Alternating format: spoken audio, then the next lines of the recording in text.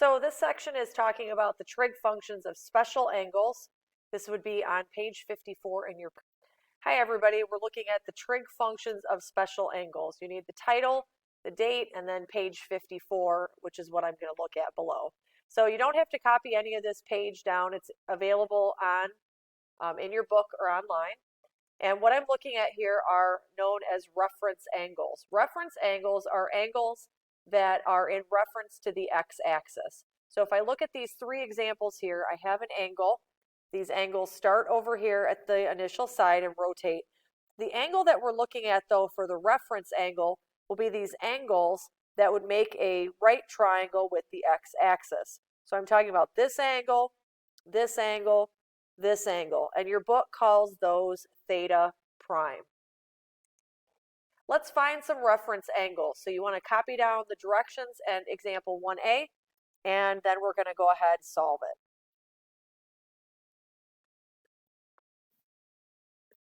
So I'm going to draw an angle that's 218 degrees. 90, 180, 218 would be a little bit further, maybe something like this. Now what I'm going to do is I'm going to find this reference angle, this angle in reference to the x-axis. So you can draw a point anywhere on this angle and drop a perpendicular. The reason I need this angle is when I'm calculating sides of a triangle, I need this angle to be able to know what my sides equal. So think about how this worked out. We went all the way to 218. From here to here is 180. If I want to know what's left over, all I have to do is find the difference. So all of this was 218. Subtract out this 180 degrees, and that will give us what's left over. So our reference angle, theta prime, is 38 degrees. This angle's 38. Let's try another one. This one is a much bigger angle, so you're going to have to subtract 360 until you get something that we can actually graph.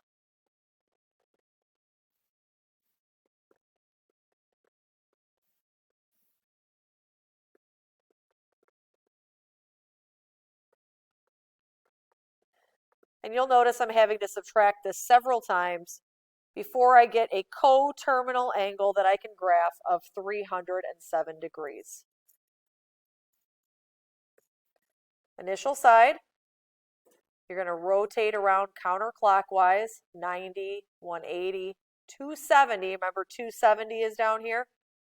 So 307 would be somewhere in this fourth quadrant. You can drop a perpendicular, so you can put any point on this angle. There's no point, so I'm just going to put one right there. And I'm looking at this angle right here. That's going to be my reference angle. So I need to figure out what that equals. Okay, so what you can do is think of a full rotation as 360. We didn't go all the way around. Instead, we went around 307 degrees. So if I go around 307, I can figure out what's left by subtracting.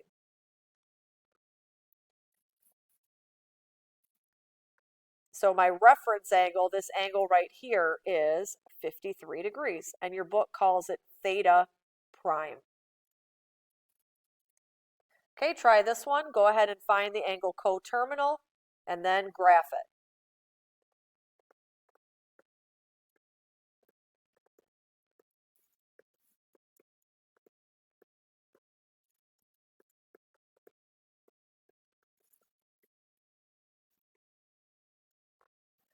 Remember, 163 is not your answer. It's just the angle that we're going to graph.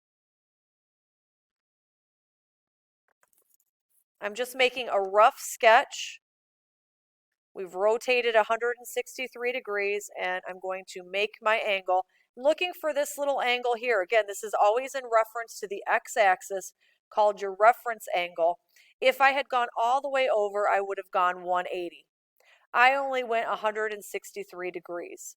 If I find the difference between those two, then I'll have my reference angle.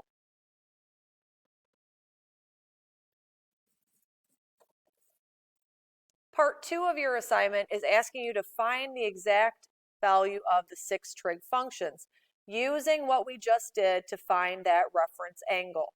So I'm looking to draw a picture that's 120 degrees.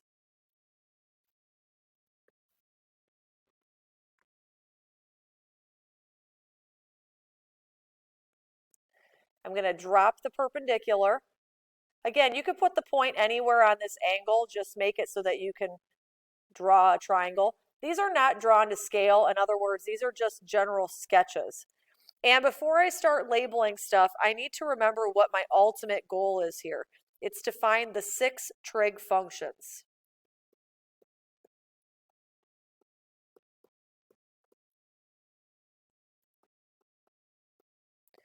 So I'm going to write the first 3 down for now, and then we'll come back and answer the other ones as we move through. Okay, so this is 180 degrees if we rotate it all the way over, but we didn't. We only rotated 120 degrees. So if I want to find out what's left for that reference angle, I'm going to have to subtract. You should see that that ends up equaling 60 degrees. So the reference angle is 60, and then now this would be 30. So we have a special right triangle, 30, 60, 90 degrees. We learned last time we met that a 30, 60, 90 degree triangle always sits in this ratio. You've got the shortest side was x, the hypotenuse is double, and the other side is x times the square root of 3. Well, in these examples, we're going to let the shortest side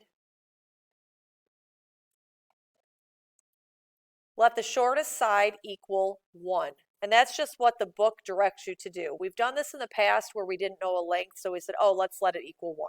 Okay, so the shortest side of this picture is going to be the side opposite the x, opposite the 30. 30, this would be our shortest side, x. So this would be 1 unit. The hypotenuse will be double that, and the other side will be 1 times the square root of 3. So my shortest side is going to be 1. That's the side opposite the 30 degree angle. The hypotenuse is always double that, so 2 times 1 is 2, and the other side will be 1 times the square root of 3, or just square root of 3. The only other thing I have to consider is what direction or what quadrant are these sitting in. From the origin over here, that's a left movement, which makes this negative. From this x-axis up, that's positive, so that's good. And the hypotenuse is always positive. Okay, this is my x-axis. So that means this side, if you recall from our last chapter, is always labeled x. The hypotenuse, that diagonal, is always the r, and the other side will be the y. We're going to use the trig ratios that we worked with in section 1.3. Sine, if you remember, is always the y over the r. The cosine is the x over r.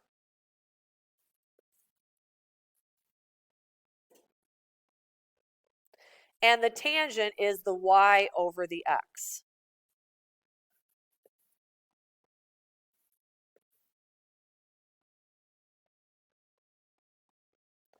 This can be rewritten as just negative root 3. We also need the other 3 trig functions, and those will be the reciprocals of the first. Okay, so I'm just going to do the reciprocals, sine and cosecant, cosine secant, and tangent and cotangent. They're in section 1.3 if you have forgotten how these work. So I'm just going to start by flipping everything over.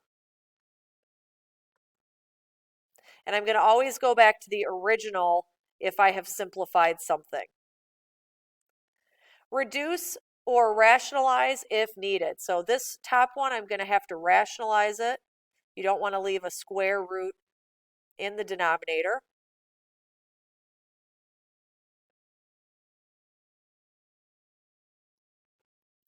This one, 2 divided by negative 1 is just negative 2. And then again, rationalize this last one.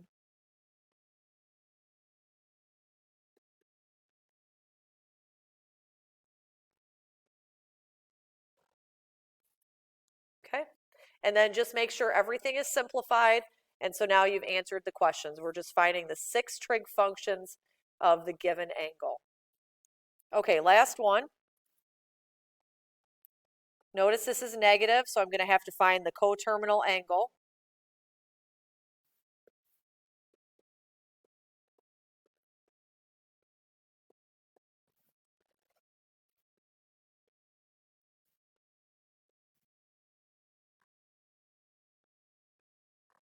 .330 is just shy of a full rotation, so somewhere down here in this 4th quadrant. Again, what I'm trying to accomplish is a triangle, so I'm dropping my perpendicular.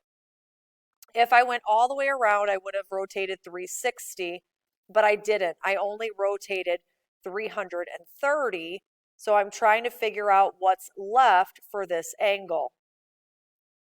Do the subtraction and you'll see that it's a 30 degrees angle. Surprise, 30, 60, 90.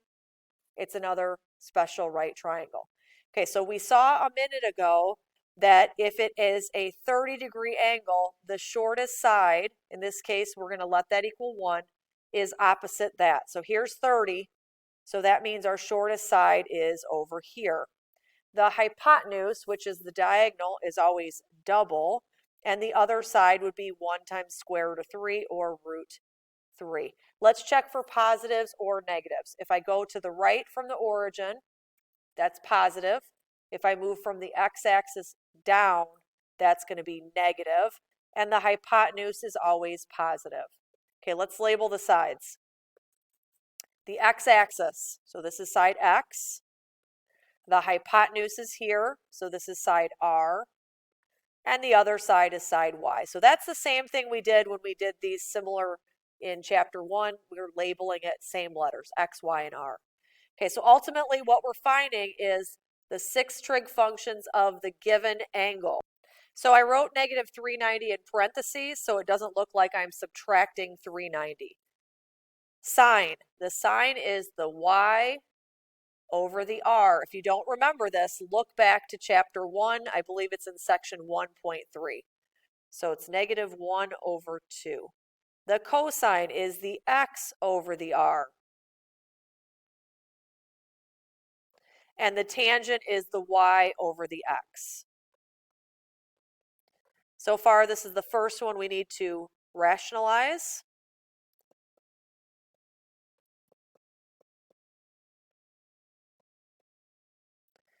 Next, we want the other 3, so write out your reciprocal identities. So I'm just flipping these over to start out with, and then I'll simplify if needed. This last one, remember, don't flip a simplified fraction, flip the original fraction. So I'm going to do the reciprocal of negative 1 over root 3. Otherwise, it gets really confusing. Okay, so this first one, 2 divided by negative 1, is just equal to negative 2. In the second expression, you're going to multiply by the square root of 3 to rationalize it. So you'll get 2 root 3 over 3. And last but not least, this is just going to equal negative square root of 3. So this is the assignment for this practice set. I highly recommend copying that down onto your assignment page and also write down these little kind of cheating hints or little hints for setting up these 30, 60, 90, and 45, 45, 90. The only thing you have to consider is whether these numbers are positive or negative based on where they're sitting.